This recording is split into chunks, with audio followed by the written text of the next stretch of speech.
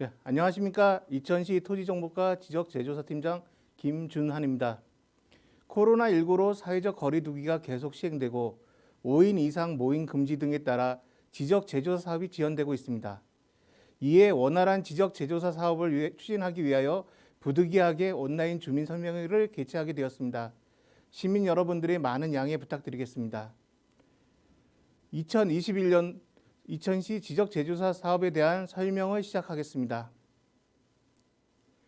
설명 순서는 지적재조사 사업 추진 배경, 사업 개요, 사업 절차, 경계 설정 기준, 조정금 산정, 토지 소유자 협조 사항 및 기대 효과 순으로 말씀드리겠습니다.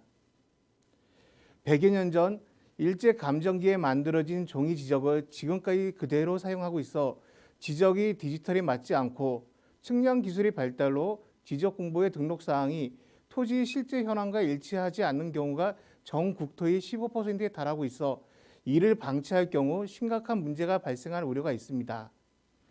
이에 지적 공보의 등록 사항을 조사, 측량하여 종이로 된 기존의 지적 공보를 디지털에 의한 새로운 지적 공보로 전환하고 토지의 실제 현황과 일치하지 않은 지적 공보의 등록 사항을 바로 잡음으로써 국토를 효율적으로 관리함과 아울러 시민의 재산권을 보호하려는 것이 지적재조사 사업의 목적입니다.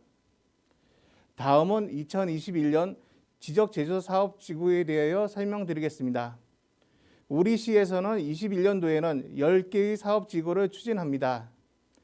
해당 지구들은 지적토상 경계와 실제 점유 현황이 불일치하여 경계 분쟁과 재산권 행사 제약 등을 해소하기 위해 다수의 토지 소유자의 신청 등을 통해 지적재조사 지구로 지정하여 사업을 추진하고자 합니다.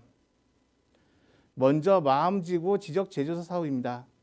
위치는 부바로 마암리 143의 1번지 일원으로 162필지 12만 1000제곱미터입니다. 토지 소유자는 90명으로 3천여만 원의 예산으로 2022년 12월 30일까지 사업이 추진됩니다. 다음은 경사지구 지적재조사 사업입니다. 위치는 백사면 경사리 159번지 일원 164필지 11만 2000제곱미터입니다. 토지 소유자는 86명으로 3천여만 원의 예산으로 또한 2022년 12월 30일까지 사업이 추진됩니다. 다음은 내촌리 지적재조사 사업입니다. 위치는 백사면 내촌리 63의 1번지 일원 198필지 9만 제곱미터입니다. 토지 소유자는 64명 3,700여만 원의 예산으로 2022년 12월 31일까지 추진되는 사업입니다. 우곡지구 지적재조사 사업입니다. 위치는 백사면 우곡리 15번지 일원 203필지로 18만 2000제곱미터입니다. 토지 소유자는 96명 3,800여만 원의 예산으로 22년 12월 31일까지 추진되는 사업입니다. 다음은 관리지구 지적재조사 사업입니다. 위치는 마장면 관리 206의 1번지 일원 229필지 13만 8000제곱미터입니다. 토지 소유자는 73명 4,300여만 원의 예산으로 2022년 12월 31일까지 추진되는 사업입니다. 다음은 사동지구 지적재조사 사업입니다. 위치는 대월면 사동리 100의 1번지 일원 199필지 8만 1000제곱미터입니다. 토지 소유자는 100명 3,900여만 원의 예산으로 2022년 12월 31일까지 추진되는 사업입니다. 다음은 도리리 지적재조사 사업입니다. 위치는 대월면 도리리 348번지 일원 213필지 14만 3000제곱미터입니다. 토지 소유자는 96명 4천여만 원의 예산으로 2022년 12월 31일까지 추진되는 사업입니다. 다음은 진가지구 지적재조사 사업입니다.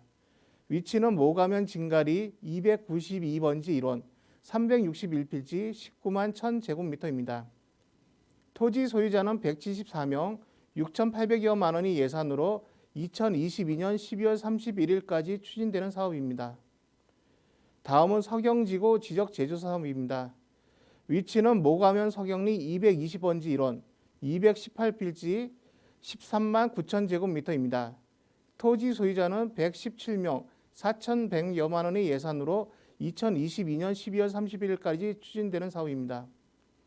마지막으로 오성지구 지적제조 사업입니다. 위치는 율면 오성리 48번지 1원, 116필지 84,000제곱미터입니다.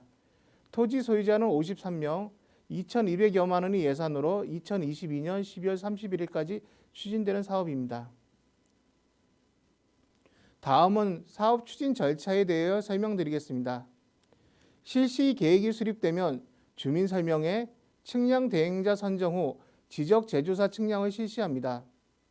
경계 조사 및 토지 소유자 간 경계 합의를 통해 임시 경계점 표지가 설치되고 이천시 경계결정위원회 심의 의결로 경계가 확정됩니다.